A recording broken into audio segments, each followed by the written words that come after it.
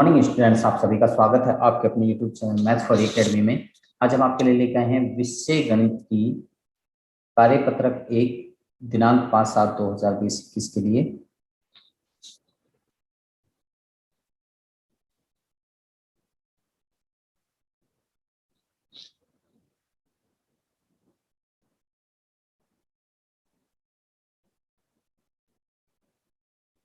Good morning students, आप सभी का स्वागत है आपके अपने YouTube channel maths for academy में। आज हम आपके लिए लेकर आए हैं कक्षा 7 की गणित विषय की वर्कशीट नंबर 1 और दिनांक 5/7/2021 के लिए वर्कशीट आई है। छात्र का नाम यहाँ पर लिखेंगे और कक्षा अध्यापक का यहाँ पर आगे यहाँ पर सभी प्रश्नों को पूरा करें। तो यहाँ पर कुछ क्वेश्चंस दिए हुए हैं, उनको हमें हल करना है। तो हम यहाँ पर पूरी डिटेल में आपको बताएंगे। उससे पहले हम आपसे कहना चाहते हैं, अगर आप अभी तक हमारे चैनल पर नए हैं तो हमारे चैनल को सब्सक्राइब कीजिए और इस साथ बेल आइकन जरूर प्रेस करें ताकि आपको आने वाली हर वीडियो की अपडेशन साथ साथ में मिलती रहे। और अगर आपको ये वीडियो पसंद आए तो आप इस वीडियो को लाइक जरूर कीजिए। तो चलिए हम यहाँ पर बताते हैं पहला क्वेश्चन, सही या गलत बताइए। तो 0 सबसे छोटी प्राकृतिक संख्या है या नहीं। तो सबसे पहले हम इस सवालों का जवाब देने के लिए हम सबसे पहले यहाँ पर देख लेते हैं प्राकृतिक संख्या में 1 2 3 4 5 यहाँ पर ये संख्याएं लिखी हुई हैं, सॉन अप टू इनफाइनाइट तक जाती हैं। पूर्ण संख्या में पूर्ण संख्या के अंदर यहाँ पर 0 भी हो गया और ये प्राकृतिक संख्या भी इसके अंदर है। और पूर्णांक की अगर बात करें तो पूर्णांक के अंदर माइनस वाले भी हैं, 0 भी हैं और 1 2 3 4 5 6 ये भी हैं, माइनस वाले भी हैं, 0 भी है और पॉजिटिव वाले भी हैं। तो दोनों तीनों नंबर्स यहाँ पर इसमें इंक्लूड हैं। इन पूर्णांक को इंग्लिश में इंटीजर भी कहा जाता है। क्या कहा जाता है? इंटीजर भी कहा जाता है। पूर्ण को होल संख्या, होल नंबर कहा जाता है। प्राकृतिक संख्या को नेचुरल नंबर कहा जाता है। सॉरी, तो इनको नेचुरल संख्या भी, नेचुरल नंबर भी कहा जाता है। नेचुरल नंबर भी कहा जाता है, नेचुरल। ठीक है जी। तो यहाँ पर सबसे पहले 0 सबसे छोटी प्राकृतिक संख्या, क्या है प्राकृतिक संख्या, क्या नेचुरल नंबर है? क्या यहाँ पर इन संख्याओं में कहीं पर ये आ रही है 0? नहीं आ रही। तो इस बॉक्स के अंदर कहीं पर भी नहीं है, तो इसलिए ये नहीं होगा, यानी कि ये क्या हो गया? गलत हो गया। क्या हो गया? गलत। -7 एक पूर्णांक नहीं है, -7 एक पूर्णांक नहीं है, तो -7 यानी कि माइनस वाली संख्या इसमें आएगी, तो -7 भी यहाँ पर आएगा। तो पूर्णांक के अंदर है? यस। तो पूर्णांक के अंदर नहीं है, इन्होंने कहा कि पूर्णांक के अंदर नहीं है, तो ये गलत है। इनका जवाब ये इसके अंदर होगा। तो ये जवाब जो इन्होंने पूछा है वो गलत है। ठीक है जी। तो यानी कि -7 पूर्णांक होगा, नहीं लिखा हुआ है इसलिए ये गलत है, अदरवाइज ये सही लिखा जाता है यहाँ पर। ठीक है जी, ये सवाल आपका हो गया। तो चलिए आगे के सवालों का जवाब हम आगे देते हैं। तो यहाँ पर आगे कुछ सवाल दिए गए हैं, यहाँ इनका सवालों का जवाब ध्यान से देखना है। यहाँ पर सबसे पहले आप इधर यहाँ पर ये लिखा हुआ है, क्या आपने देखा है कि अभाज्य संख्याओं के केवल 2 गुणनखंड होते हैं? अभाज्य संख्याओं के। तो यहाँ पर सबसे पहले अभी हम बात कर लेते हैं। यहाँ पर 1 के लिखा हुआ है, सम संख्या है 1, नहीं है। विषम संख्या है, यस। अभाज्य संख्या है, नहीं है। भाज्य संख्या है, नहीं है। गुणनखंड कितने हैं इसके? 1 है, 1 लिख दिया। गुणनखंडों की संख्या कितनी है? वो भी 1 है।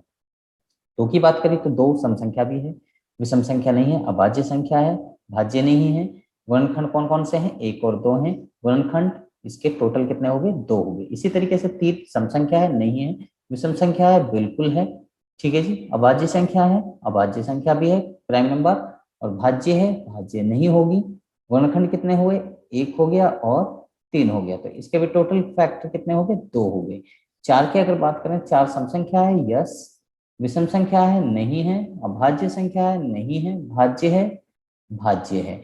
वर्णखंड कौन कौन से हो गए? 1 हो गया, 2 हो गया और 4 स्वयं हो गया। तो कितने हो गए इसके वर्णखंड? इसके वर्णखंड 3 हो गए। 5 की बात करें तो 5 सम संख्या है, नहीं है। विषम संख्या है, बिल्कुल विषम संख्या है। अभाज्य संख्या है, अभाज्य भी है, भाज्य नहीं है। और इसके फैक्टर्स की बात करें तो फैक्टर्स इसके होंगे 1 और 5। टोटल कितने फैक्टर्स हो गए इसके, यानी कि कितने गुणनखंड हुए? 2। 6 की बात करें, 6 कितनी क्या है? सम संख्या है और ये विषम संख्या है, नहीं है। अभाज्य संख्या है, अभाज्य नहीं है, भाज्य है ये संख्या। और यहाँ पर गुणनखंड के इसके फैक्टर्स कितने हो गए? फैक्टर्स यहाँ पर 1 2 3 और 6। तो टोटल फैक्टर्स इसके कितने हो गए? 4 इसके फैक्टर्स हो गए। आगे यहाँ पर बात करें 7 की, 7 सम संख्या नहीं है, अभाज्य विषम संख्या है, विषम संख्या है, अभाज्य है, अभाज्य भी है, भाज्य नहीं है। और इसके फैक्टर्स की बात करें तो 1 और 7 कितने हुए, इसके 2 फैक्टर हुए। 8 की बात करें, 8 सम संख्या है, विषम संख्या नहीं है, अभाज्य संख्या भी नहीं है, और ये भाज्य संख्या होगी। तो इसके फैक्टर्स कितने हैं, तो इसके फैक्टर्स 1, 2 और 4 और 8। तो कितने फैक्टर्स हुए, इसके 4 फैक्टर्स हुए। ठीक है जी। इसी तरीके से 10 के फैक्टर्स हम लिख सकते हैं, सभी के हम आराम से लिख सकते हैं।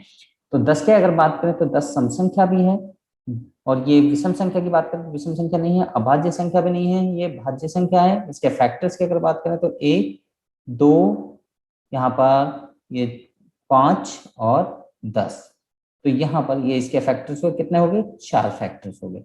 इसी तरीके से 11 की अगर हम बात करेंगे तो 11 के अगर फैक्टर्स की बात करें तो 11 के फैक्टर्स भी हमारे यहाँ पर 11 सम संख्या नहीं है, विषम संख्या है, अभाज्य संख्या है, अभाज्य संख्या है ये, और इसके बाद में यहाँ पर भाज्य नहीं है। यहाँ पर इसके फैक्टर्स होंगे 1 और 11। तो इसके फैक्टर्स कितने हुए, टोटल 2 फैक्टर्स हुए। 12 की एक बात करें, 12 सम संख्या है, विषम संख्या नहीं है, अभाज्य संख्या भी नहीं है, ये भाज्य संख्या होगी। और इसके फैक्टर्स की अगर बात करें तो 1, 2, 3, 4, 6 और 12। तो कितने हो गए इसके फैक्टर्स, 1, 2, 3, 4, 5, 6, 6। तो इसके फैक्टर्स कितने हो गए, 6 फैक्टर्स हुए। 13 की अगर बात करें, 13 सम संख्या नहीं है, विषम संख्या है, अभाज्य संख्या है, और यहाँ पर ये भाज्य संख्या नहीं है। तो इसके फैक्टर्स की बात करें तो 1 और 13, कितने फैक्टर्स हुए, ओनली 2 फैक्टर्स होंगे, यानी कि 2 ही गुणनखंड होंगे। 14 की बात करें, सम संख्या है, विषम संख्या नहीं है, अभाज्य संख्या बात करें तो अभाज्य भी नहीं है, भाज्य संख्या ये भाज्य संख्या है। तो यहाँ पर अगर 14 के फैक्टर्स की बात करते हैं तो 1, 2, 2 के बाद में यहाँ पर इसके 7 और 14, तो ये इसके फैक्टर्स हो गए। तो यहाँ पर यानी कि इसके फैक्टर्स कितने हो गए, टोटल 4। आगे 15 की बात करें तो 15 सम संख्या नहीं है, विषम संख्या है, अभाज्य संख्या, अभाज्य नहीं है, ये भाज्य संख्या है। और इसके फैक्टर्स की बात करें तो 1, 3, 5 और 15। तो ये इसके फैक्टर्स हो गए। तो इसके फैक्टर्स कितने हो गए, टोटल फैक्टर्स हो गए इसके 4। तो इस तरीके से यानी कि इनके फैक्टर्स हमने यहाँ पर लिख दिए हैं, किसके कितने कितने फैक्टर्स हैं। तो आप इनको सभी बच्चे नोट डाउन कर सकते हैं अच्छी तरीके से। और यहाँ पर आप देख सकते हैं जो संख्याएं यहाँ पर विषम संख्याएं हैं, यानी कि जिसके फैक्टर्स 2 हैं, वो ही सिर्फ अभाज्य संख्या होंगी। तो यहाँ पर अगर हम बात करें, इसके 2 फैक्टर्स, ये अभाज्य है 2, 3 की बात करें 3 अभाज्य है। यहाँ पर फिर हम बात करें 5 की, 5 के 2 फैक्टर्स हैं और ये अभाज्य संख्या है। 7 की बात करें, ये अभाज्य संख्या है, इसके बाद में 7 के बाद में यहाँ पर 11 है, फिर 11 के बाद में 13 है। और ये हमारी सारी जो हमने जिन पर निशान लगा दिए हैं, ये हमारी अभाज्य संख्या है। तो यहाँ पर लिखा भी हुआ था, क्या आपने देखा कि अभाज्य संख्याओं के केवल 2 ही गुणनखंड होते हैं, जो भी अभाज्य संख्या होंगी वो सिर्फ यानी कि 2 ही गुणनखंड रखेंगी। तो इस तरीके से हम इनको आराम से बता सकते हैं। तो यहाँ पर चलिए आगे हम यहाँ पर बताते हैं। 16 के फैक्टर्स ऑलरेडी लिखे हुए हैं। आगे यहाँ पर यहाँ वे सभी संख्याएं लिखिए जिनके गुणनखंड विषम संख्या में हैं, जिनके गुणनखंड जो गुणनखंड है विषम संख्या में है। विषम संख्या यानी कि जो विषम संख्या के अंदर आ रहे हैं। तो यहाँ पर विषम संख्या के अंदर कौन कौन से आ रहे हैं, तो यहाँ पर हमने अभी भी यहाँ विषम संख्या के अंदर यहाँ पर 1, 3 है, 1, 5 है, 1, 7 है, और 1, 11 है, 1, 13 है, 1, 3, 5, 15 है। तो ये विषम संख्याएं हैं। तो वे संख्या लिखिए, वे सभी संख्या लिखिए जिनके गुणनखंड, तो हम इसको थोड़ा सा ऊपर कर लेते हैं तो हमें ये समझ में आ जाएगा। तो यहाँ पर यहाँ 1, 3 यानी कि ये फैक्टर्स की बात करें तो यानी कि 3 हमारा अभाज्य संख्या विषम संख्या हो गई, जिसके गुणनखंड जो है विषम संख्या है। तो ये हो गई एक संख्या, यहाँ पर एक ये संख्या हो गई हमारी 5, इसके बाद में एक हो गई हमारी 7, 7 के बाद में अगर हम बात करें तो एक हो गई हमारी 9, 9 के बाद में 11, 11 के बाद में 13, और यहाँ पर ये हमारी 15। तो ये हमारी विषम वाली संख्याएं हो गई। ठीक है जी। तो ये हमारी विषम संख्याएं हो गई। अगर वे सभी संख्याएं जिनके गुणनखंड सम संख्याएं हैं, जिनके सम संख्याएं हैं, तो वो अब हम यहाँ पर देखेंगे तो उनमें कौन से हैं। तो सम संख्या की अगर बात करें तो यहाँ पर सम संख्याएं जिनके केवल सम संख्याएं हैं, क्योंकि इसमें एक आ रहा है तो ये सम संख्या नहीं होगी। गुणनखंडों की संख्या की बात की जा रही है, तो गुणनखंड एक में भी सम संख्या नहीं है। वे सभी संख्याएं जिसकी लिखिए जिनके गुणनखंड सम संख्याएं, विषम संख्या तो आएगी ही आएगी, एक तो सभी में आएगी, ठीक है जी। तो कोई भी संख्या इनमें से नहीं है। 10 और 12 के सार गुणनखंड, 10 और 12 के सार गुणनखंड अगर बात करें 10 और 12 के गुणनखंड, तो 10 और 12 के गुणनखंड लिखेंगे यहाँ पे, तो 10 और 12 के गुणनखंड क्या होंगे, तो 10 और 12 के गुणनखंड हम यहाँ लिख लेते हैं। 10 और 12 के गुणनखंड सबसे पहले 10 के अगर गुणनखंड की बात करें तो 10 के गुणनखंड अगर हम लिखेंगे तो 1, 2, 5 और 10। 12 के फैक्टर्स की बात करें तो 12 के अगर हम लिखेंगे तो 12 के हो जाएंगे 1, 2, 6 और 12। तो यानी कि 1 और 2 ये जो है सार हैं, यानी कि कॉमन सार गुणनखंड क्या है, 1 और 2 इनके सार गुणनखंड हैं जो दोनों में शामिल हैं, जो दोनों में शामिल हैं, ठीक है जी। तो आगे हम चलते हैं। यहाँ पे आगे हमारे पास में कुछ और सवाल दिए गए हैं, इन सवालों के जवाब हम यहाँ पर देंगे। आगे यहाँ पर क्वेश्चन नंबर 3 दिया हुआ है। क्वेश्चन नंबर 3 को आप यहाँ पर देख सकते हैं। ये क्वेश्चन नंबर 3, छायांकित भाग को निम्न से सुमेलित कीजिए यानी कि मिलाइए। तो 1/2 यानी कि आधा हिस्सा यानी कि ये वाला हिस्सा इससे मिल रहा है, ये वाला हिस्सा इससे मिल रहा है। 1/3 यानी कि 3 हिस्सों में से एक हिस्सा फिल हुआ पड़ा है, यानी कि ये वाला हिस्सा, यानी कि 3 हिस्सों में से एक हिस्सा, ठीक है जी। 1/4 यानी कि 4 हिस्सों में से एक हिस्सा फिल है, तो यानी कि ये वाला हिस्सा यानी कि 1/4। 1/5 की बात करें या 2/2 की बात करें तो 2/2 यहाँ पर हमारा 2/2 हमारा ये हो गया, ये वाला हिस्सा, ये 2/2 को दर्शा रहा है, यानी कि दोनों भाग भरे हुए हैं दोनों में से।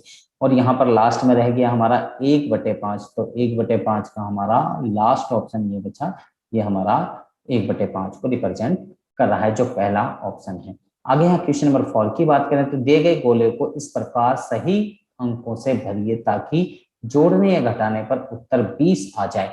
तो यहाँ पर अगर हम बात करें, यहाँ पर हमें 20 लाना है, 17 में क्या जोड़ें कि 20 आ जाए, तो यहाँ पर कितना जोड़ना पड़ेगा, हमें 3 जोड़ना पड़ेगा कि 20 हो जाए। और यहाँ पर हम किस में से 20 को घटाएं कि 20 आ जाए, तो हमें किस में से घटाना पड़ेगा 20 को, 40 में से अगर 20 को घटाएंगे तो 20 आ जाएगा। 33 में से कितना घटाएं कि 20 आ जाए, तो 33 में से कितना घटाना पड़ेगा, 13 घटाना पड़ेगा, हमारा 20 आ जाएगा। एक में क्या जोड़ा जाए कि 20 आ जाए, तो यहाँ पर हमें कितना जोड़ना पड़ेगा, 19 जोड़ना पड़ेगा। यहाँ पर 20 लाने के लिए 0 में कितना जोड़ा जाए कि 20 आ जाए, तो 20 में या 0 में 20 जोड़ेंगे तभी हमारा 20 आएगा। आगे बात करें 29 में से क्या माइनस किया जाए कि 20 आ जाए, तो 29 में से 9 को माइनस करना पड़ेगा तो हमारा 20 आ जाएगा। तो यहाँ पर किस संख्या में से 5 को घटाया जाए कि 20 आ जाए, तो किस संख्या में से 5 को घटाया जाए, तो 25 में से 5 को घटाएंगे तो हमारा 20 आ जाएगा।